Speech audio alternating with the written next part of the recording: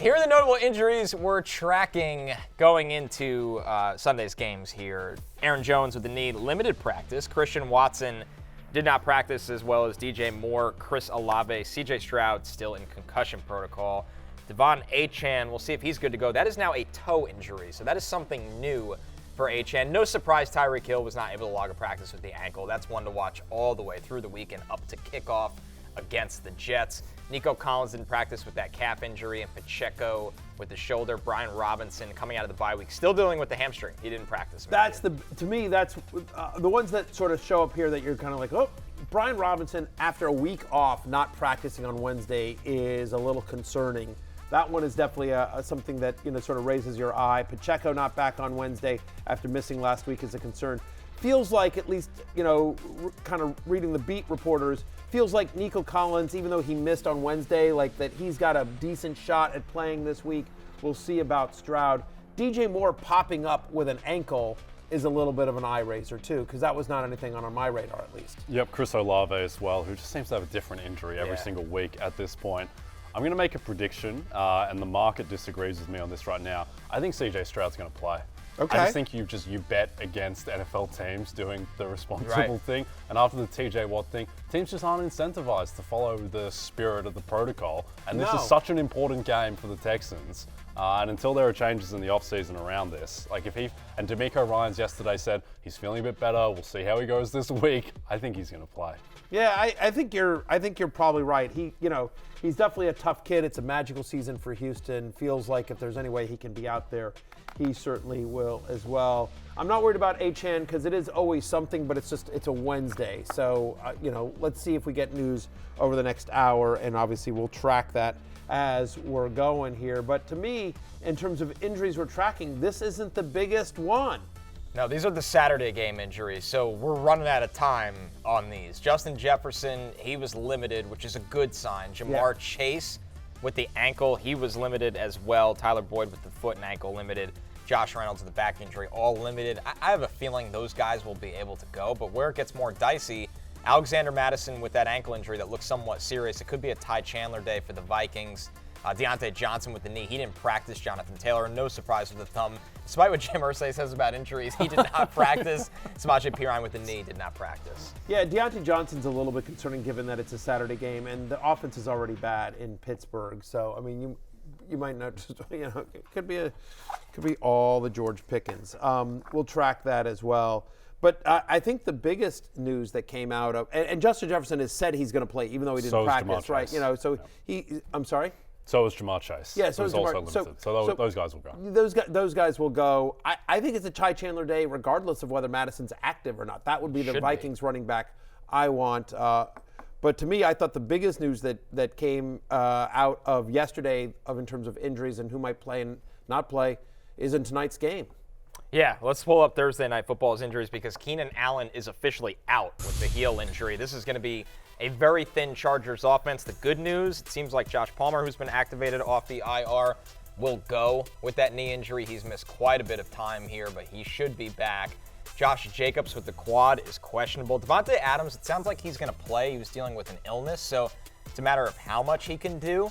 But the bottom line is, guys, this Thursday Night Football game, which is expected to be Easton Stick against Aiden O'Connell, despite some questions around who will start for the Raiders, is missing a ton of key contributors in this one, Jay.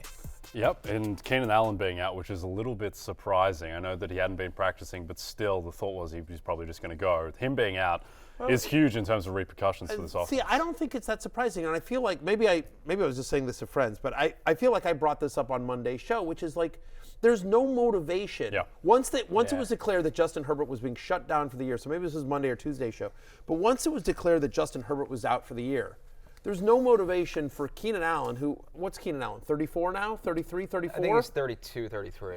Yeah. So, right in that I'll look it up, fellas. Okay, thank you. You look that up. Well, I just tell you that, like, if you're Keenan Allen and you're the Chargers, turns out he's 31, but, he looks 34. He's a similar. You got to get him one of those sweatshirts. Exactly. Look cool. Look 28 again. I'm going to send this to him when I'm done. No, real talk for a second. Like, again, he's a wide receiver who has dealt with injuries throughout his career, who's on the wrong side of 30 in a lost season for the Chargers. They're not going to the playoffs. They've just lost their franchise quarterback for the season. Keenan Allen's such a big part of this offense. Why would you risk more wear and tear on his body in meaningless games? This makes they haven't declared Keenan Allen out for the year. They've just said he's not going to play tonight against the Raiders. But I'm just telling you, using logic, basic logic, if you were the Chargers, if you were Keenan Allen, if you represented Keenan Allen, if you were Keenan Allen's parents, wouldn't you be like, yo, shut it down, like sit down, like there's no.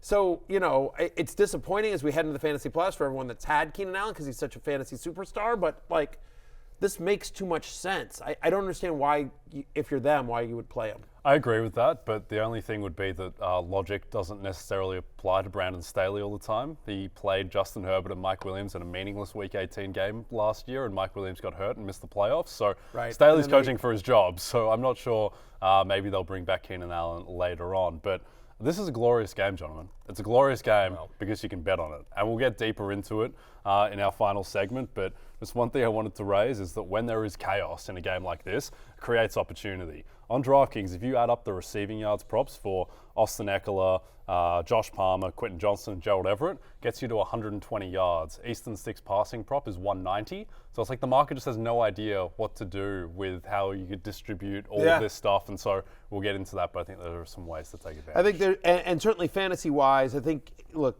ideally this is a game that you're probably avoiding. It's a it's a low total as well, but to the extent you may not have the choice, you might be desperate. So Josh Palmer, we expect him to go. You saw he's officially listed as questionable. We expect him to go. Each of his last 4 healthy games, he got at least 7 targets. Quentin Johnson has now had back-to-back games with double-digit fantasy points, including a career-high 91 receiving yards last week. And Gerald Everett now has 4 more receptions in 3 straight games. You'll see some Donald Parham as well. It's interesting. I think Austin Eckler's receiving prop was 2.5 receptions. It's now up to 4.5. So obviously they expect a lot of dump-offs for Austin Eckler. Should be a big day for number 30. He'll be busy. They may go more run-heavy. You see some Josh Kelly and Eckler in there as well. There is chaos here. But I think that Quentin Johnson and Josh Palmer are the only 2 that I feel comfortable starting. Everett's a touchdown-dependent tight end, high-end tight end 2, low-end tight end 1. But the other 2 wide receivers, again, they're like wide receiver 4s where you're hoping for something. Ideally, you're not starting any Charger other than Eckler, but if you're desperate, those are guys that could be viable.